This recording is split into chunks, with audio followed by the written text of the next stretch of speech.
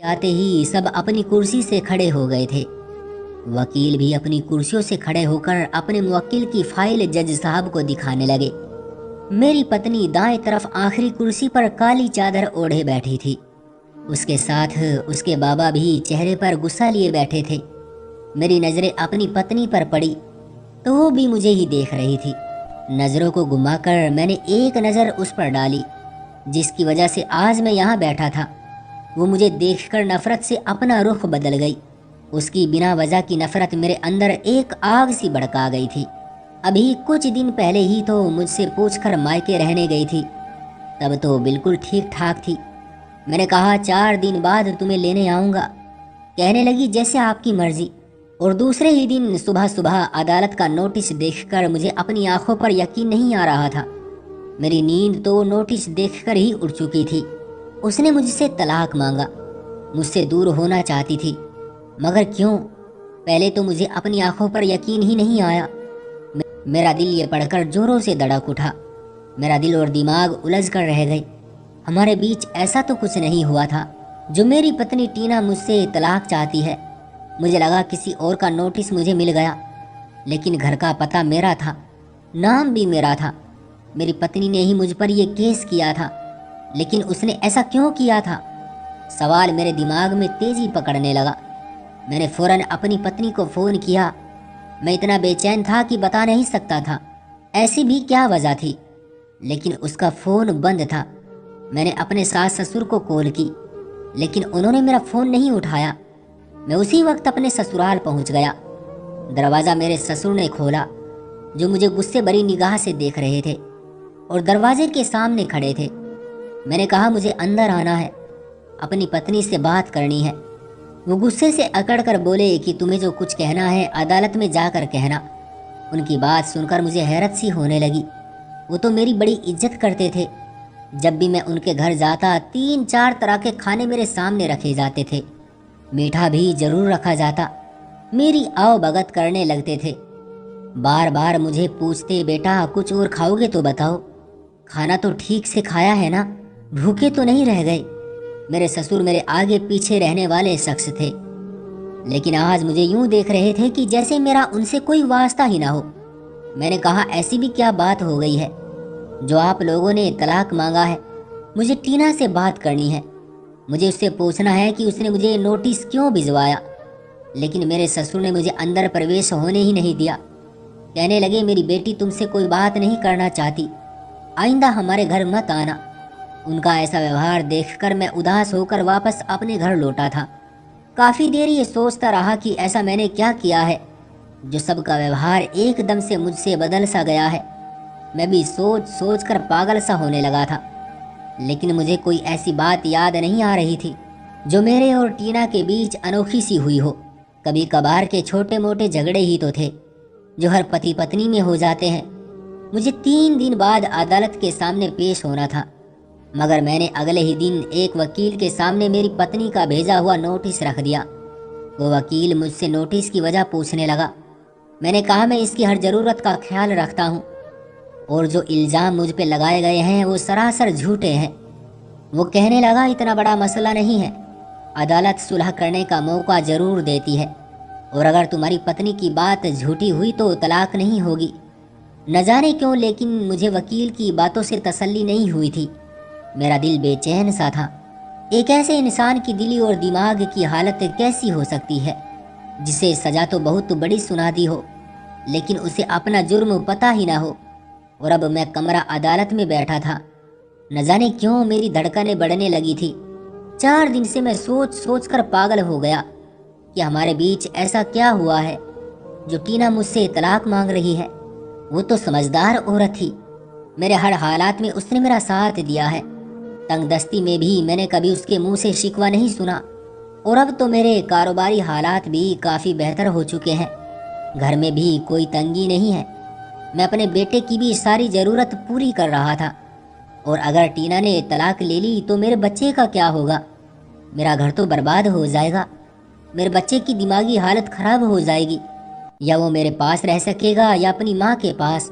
माँ बाप दोनों के होते हुए भी वो बस किसी एक की ही मोहब्बत को पा सकेगा। और दूसरे की मोहब्बत से वंचित रहेगा। क्या किया था मैंने जो मैं सोच नहीं पा रहा था। मुझे अफसोस है, दुख तो इस बात का था कि टीना माँ होकर भी ये सब नहीं सोच रही है। मेरे दिन रात किस तरह से गुजर रहे थे ये मैं जानता था। जज के बैठते ही टीना के वकील ने एक फाइल उनके सामने रखी और कहा कि मेरी मुवक्किल अपने पति के साथ रहना नहीं चाहती और हमारा कानून और समाज इस बात की इजाज़त देता है कि वो उससे जब चाहे अपने इस रिश्ते से आज़ादी ले सकती है। जज बहुत संजीदगी से वो फाइल पढ़ रहा था। मेरे दिल का ये हाल था जैसे दिल निकल कर बाहर आ जाएगा। हमारे घरों में कहाँ आज से पहले ये सब हुआ था। न कभी पुलिस स्टेशन से वास्ता पड़ा था, ना ही कोई कोर्ट कचहरी कभी जाना हुआ था। और अब टीना ने मुझे न जाने किस जरा सी बात के लिए अदालत में जज के सामने ला खड़ा किया था। हमारे यहाँ पति पत्नी के मामलात घरों में ही हल किए जाते हैं, कभी कचहरी की नौबत नहीं आई थी। और जो इल्ज़ाम उसने मुझ पर लगाया था वो गलत तो था ही, लेकिन ऐसी बातें जो सरेआम करना सही नहीं समझा जाता था। और एक औरत का इस बारे में बात करना तो हम जैसे मर्दों के लिए डूब मरने का मकाम था। हमारे खानदान में तो औरत चार दीवारी में ही रहती थी। अगर टीना ने पति पत्नी में होने वाली छोटी मोटी नोक झोंक और झगड़ों को वजह बनाया था तो ये बात उसकी बेवकूफ़ी वाली बात थी। भला ऐसी बातों से पति पर कोई ऐसा इल्ज़ाम लगा सकता है? कौन से पति पत्नी ऐसे हैं जिनकी आपस में कभी बहस ना हुई हो? मेरा दिल घड़ी की सुई की तरह धक धक कर रहा था। पेट में गांठ सी उठने लगी थी। न जाने क्या क्या सवालात पूछे जाएंगे। मेरे वकील ने भी मेरी फाइल जज के सामने रख दी जिसमें यह लिखा था कि पत्नी का लगाया हुआ इल्ज़ाम गलत है। जज से मेरे वकील ने मेरी पत्नी से सवाल करने की इजाज़त मांगी। जिस किस्म के सवालात वो टीना से करने वाला था, मेरी शर्म से आंख झुक गई थी। टीना कटघरे में आकर खड़ी हो गई। मेरा वकील उसके सामने खड़ा हो गया। पहला सवाल उसने टीना से ये किया कि आपके कितने बच्चे हैं? वो कहने लगी कि एक बेटा है। वकील मुस्कुराने जैसे अंदाज में बोला, मैडम, आपकी शायद दिमागी हालत ठीक नहीं है। आपने तलाक लेने के लिए जिस बात को वजह बनाकर पेश किया है वो ये है कि आप अपने पति से इसलिए तलाक लेना चाहती है कि वो नामर्द है। और अब आप भरी अदालत के सामने ये कह रही हैं कि आप एक बच्चे की माँ हैं। मैडम, जरा सोच समझकर जवाब दें, क्योंकि हमारे साइंस और टेक्नोलॉजी के मुताबिक नामर्द बच्चा पैदा नहीं कर सकता। और अगर आपका पति वाकई नामर्द है तो इस बच्चे के बाप की मौजूदगी में आप अपने पति के होते हुए भी एक चरित्रहीन औरत के जैसा जुर्म कबूल करें। वकील की ये बातें मुझे पानी पानी कर गई थी, लेकिन मुझे हैरत थी कि मेरी पत्नी चुपचाप खड़ी थी। वरना जिस तरीके से मेरा वकील उसे फंसा रहा था उसे तो घबरा जाना चाहिए था। वो खुद मुजरिम बन सकती थी। जी मैं जानती हूँ, टीना ने बेझिझक जवाब दिया था। मेरे वकील ने उसे ताज्जुब से देखा। कहने लगा, आप अदालत को बताना पसंद करेंगी कि आपको किस बात से अंदाज़ा हुआ कि आपका पति नामर्द है? टीना के बजाय उसका वकील बोल पड़ा। कहने लगा, जज साहब, मेरी मुवक्किल से वकील साहब बेबुनियादी सवालात कर रहे हैं। एक औरत अपने पति के साथ रहना ही नहीं चाहती तो तलाक का हक रखती है ना? जज ने अगली तारीख इस बात को कहकर दे डाली। 1 हफ्ते के अंदर अंदर दोनों आपस में सुलह करना चाहे तो वकील उनकी मदद करे। अदालत से बर्खास्त होते ही टीना अपने बाबा के साथ कमरा अदालत से बाहर निकली। मैं तेज कदम उठाता हुआ उसके सामने खड़ा हो गया। मैंने कहा, तुम ये क्या कर रही हो? होश में तो हो? वो कहने लगी, मुझे आपसे कोई बात नहीं करनी। ये कहकर वो तेज कदम बढ़ाती हुई आगे बढ़ गई। मेरे वकील ने भी टीना से बहुत कहा कि वो एक मुलाकात कर ले ताकि सुलह का कोई रास्ता निकल सके, लेकिन वो नहीं मानी। अगली पेशी पर मेरा वकील पूरी तैयारी से आया था। मेरी एक मेडिकल रिपोर्ट जज के सामने पेश की गई जिसमें मैं बिल्कुल फिट था। जज ने रिपोर्ट पढ़ने के बाद टीना से कहा कि आप क्यों अदालत का वक्त बर्बाद कर रहे हैं? जो इल्ज़ाम आप अपने पति पर लगा रहे हैं वो सरासर गलत है, ये बेबुनियाद है। वो कहने लगी, मैं साबित कर सकती हूँ कि मेरा पति नामर्द है। ये सुनकर कमरा अदालत में बैठे लोग सब हैरान हो गए थे। फिर वो कहने लगी, मेरी शादी को 4 साल गुजर चुके हैं। हमारे धर्म में जो पत्नी के हक पति के जिम्मे लगाए गए हैं उनमें से एक भी गुण मेरे पति में नहीं पाए जाते। मर्द की मर्दानगी को साबित करने के लिए सिर्फ मेडिकल रिपोर्ट काफ़ी नहीं होती या उसकी औलाद का पैदा होना नहीं होता। असल मर्द तो अपनी अलग ही शान रखता है।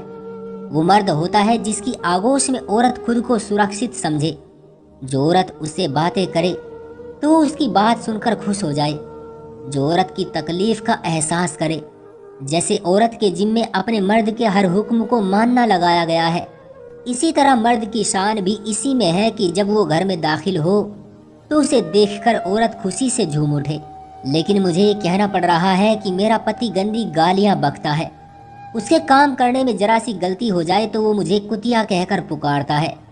कहता है मैं तेरा खाना पीना पूरा करता हूँ, मेरा तुझ पर एहसान है कि तुझे अच्छे कपड़े पहनाता हूँ। तेरे गरीब माँ बाप तुझे ये सब दे नहीं सकते थे, मेरा एहसान माना कर। मेरा बाप बेशक ज्यादा अमीर नहीं है, लेकिन उसने आज तक न कभी मेरी माँ को गाली दी न कभी मुझे। रोटी कपड़ा देना मेरे पति का फर्ज है, ये उसका मुझ पर एहसान हरगिज नहीं है। मेरा बाप मुझे मेरी रानी कहकर पुकारता था और मेरा पति मुझे कुतिया कहकर पुकारता है। ये वो शब्द है जिसे वो दिन में मेरे लिए कई बार इस्तेमाल करता है। मर्द तो वो होता है जो किसी चरित्रहीन से शादी करके उसे भी इज्जत से पत्नी का दर्जा देकर उसे भी इज्जत से पुकारे।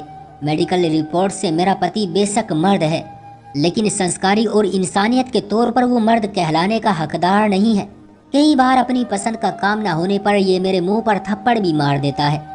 अफसोस तो इस बात पर है कि उसे ये सब करते हुए जरा भी हिचकिचाहट नहीं होती। मैं पिछले 4 साल से इसी दिमागी दर्द का शिकार हूँ, लेकिन अपने माँ बाप से भी शिकायत कभी नहीं की। वो हमेशा मेरे पति की इज्जत करते रहे हैं। अपनी गुर्बत के बावजूद उन्होंने कभी मेरे पति की आओ भगत में कोई कमी नहीं की, उसे हमेशा इज्जत दी है और मेरे पति ने वो इज्जत अपना हक समझकर वसूल भी की है। अगर मेरा पति मेरे माँ बाप से इज्जत हक से वसूल करता है तो क्या मैं इज्जत की हकदार नहीं? अपने पति के हर हालात में मैंने उनका साथ देकर भी देख लिया है। कारोबारी परेशानी से होने वाली उलझन में भी मेरा पति मुझे गाली देकर पुकारता है। हालात अच्छे हो तो तब भी मेरी 2 वक्त की रोटी का एहसान भी मुझे गाली देकर जताता है। मैंने पहले भी बहुत बार अपने पति को प्यार मोहब्बत से समझाने की कोशिश की थी, लेकिन वो बाज नहीं आता। मैं फिर भी सब्र कर रही थी, लेकिन जब वही गाली मेरे 3 साल के बेटे ने मुझे देनी शुरू की तो मुझसे बर्दाश्त नहीं हुई। बाप को देखा देखी मेरा बेटा भी वही कुछ सीख रहा था और मैं नहीं चाहती कि वो अपने बाप जैसा बने। इसलिए बेहतर है कि मैं इस आदमी से दूर रहकर अपने बेटे की परवरिश अच्छे से करूंगी, उसे एक मर्द बनाऊंगी। आपके नज़दीक ये आदमी मर्द कहलाने का हकदार होगा, लेकिन मेरे नज़दीक नामर्द है। और वो हर शख्स नामर्द है जो अपनी पत्नी को इज्जत से नहीं पुकार सकता और उसे गाली देता है। मर्द वो है जो खराब हालात के बावजूद अपने घरवालों से मोहब्बत से बातें करे, जिसके संस्कार बर्ताव सबके साथ, खास तौर से पत्नी के साथ व्यवहार मोहब्बत का हो। जब तुम खाओ उसको खिलाओ और जब तुम पहनो तो उसको भी पहनाओ। उसके चेहरे पर मत मारो और ना ही बुरा भला कहो। मारने पीटने वालों को अच्छे लोग नहीं कहते। अपनी पत्नियों पर कभी हाथ नहीं उठाना चाहिए। गाली देना हमारे समाज में एक आम आदत सी हो गई है और ज्यादातर लोग अपनी पत्नियों को गाली देने में हार नहीं समझते। मैं भी उन्हीं मर्दों में से था। मुझे कभी ये एहसास ही नहीं हुआ कि मेरे गाली देने की आदत से टीना का दिल दुखता होगा। मुझे लगता था जैसे मैं गाली देकर भूल जाता हूँ, वो भी भूल जाती होगी। ये भी सच है कि कारोबारी हालात की खराबी की वजह से मुझे हर बात पर गुस्सा आता था और ये टीना पर ही जाकर गिरता था। मैं अपने बाबा को भी यही सब करते देखता था, इसलिए मैं भी बचपन में ही गाली देना सीख गया। वक्त गुजरने के साथ साथ मुझे आदत होती चली गई, इतनी अच्छी तरह से कि मुझे एहसास तक नहीं हुआ कि गाली भी एक पाप है। मैंने भरी अदालत के सामने टीना से माफ़ी मांगी और उसे इस वादे के साथ वापस लाया कि आइंदा से कभी मुझसे शिकायत नहीं होगी। ये बात मुझे टीना पहले भी बहुत बार से कह चुकी थी, लेकिन मैंने कभी इस बात को संजीदगी से नहीं लिया था, इसलिए उसने ये रास्ता अपनाया। मेरे जैसे और भी बहुत से मर्द शायद ऐसा ही करते हो, तो मेरी उनसे गुजारिश है कि आज से वो भी खुद से वादा कर लें कि अभी से ही पत्नी को गाली बकना बंद कर देंगे। जाने गाली सुनकर आपकी पत्नी के दिल पर क्या बीतती होगी। तो दोस्तों, ये थी हमारी आज की कहानी। उम्मीद करते हैं कि आपको पसंद आई होगी। आपका क्या कहना है इस कहानी के बारे में? कमेंट करके हमें ज़रूर बताएं। वीडियो को लाइक करके चैनल को सब्सक्राइब कर लीजिए। साथ में घंटी को दबाकर ऑल पर सेट कर लीजिए ताकि आने वाली वीडियो आपको तुरंत मिले। मुझे दीजिए अगली वीडियो तक इजाज़त। तब तक के लिए धन्यवाद।